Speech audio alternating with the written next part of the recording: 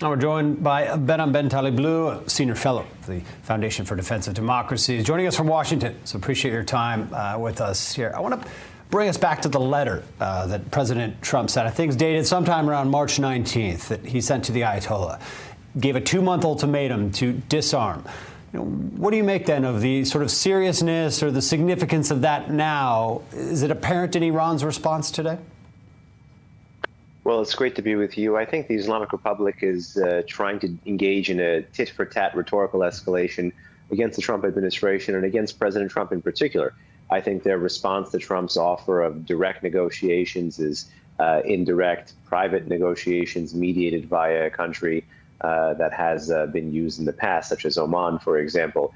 These more recent comments by the Supreme Leader are aimed, one, to kind of bolster the regime's already battered deterrence, two, try to downplay the actual change in President Trump's increasing commentary and clarity about a potential military option against the Islamic Republic. So there's political signaling and some real military signaling here from what Iran's Supreme Leader is saying.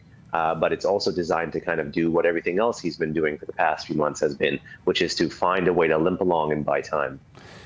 Look, it looks instead like President Trump, and if we're reading into the letter, for example, and things that have been said, that instead of, say, President Obama's arms control efforts here, that Trump is seeking some sort of verifiable disarmament, a dismantling of the nuclear facilities, or else? Is there a credible threat there attached?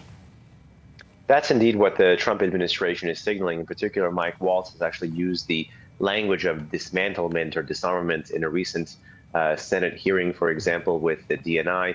U.S. Senator Tom Cotton, I believe, actually used similar language about dismantling or disarmament vis-a-vis the Islamic Republic. And I think that's the correct approach. If you are going to dance with the devil, and that should be a big if here, because there's the utility of a whole host of other options rather than diplomacy with the Islamic Republic. But if that is what the Trump administration wants, there really only is one deal worth seeking, and that's not to kick the can down the road like the JCPOA did when you have the nuclear program coming back at you. It is to actually dismantle that illicit atomic infrastructure from the get-go.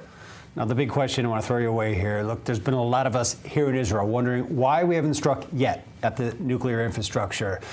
Is this about, say, détente with Russia? What's the bigger geopolitical considerations at play here that have maybe held the U.S. and Israel back from some kind of move on Iran's nuclear programs? Well, it's about, I think, if it's respect to Israel's military option against the Islamic Republic, it's quite clear after last April and last October that Israel, through creativity, through a qualitative military edge, can indeed strike and destroy most, if not all, of the regime's above-ground facilities. The real question is the subterranean facilities, particularly nuclear enrichment facilities, potential centrifuge construction facilities, and underground missile and military bases. For that, I think the U.S. would have to be involved to make sure the job is finished, and that indeed would bring the U.S. in when it comes to reprisals, making sure its bases are clear, and the ultimate political goal of the military use of force, which is this merely counter-proliferation or counter-regime? And I think there, various U.S. and Israeli governments have not been on the same page. Let's hope that they can get on the same page and quickly, given that mounting Iranian nuclear and other threat. Behnam Ben Taleblu, thanks for being with us from D.C. Thank you.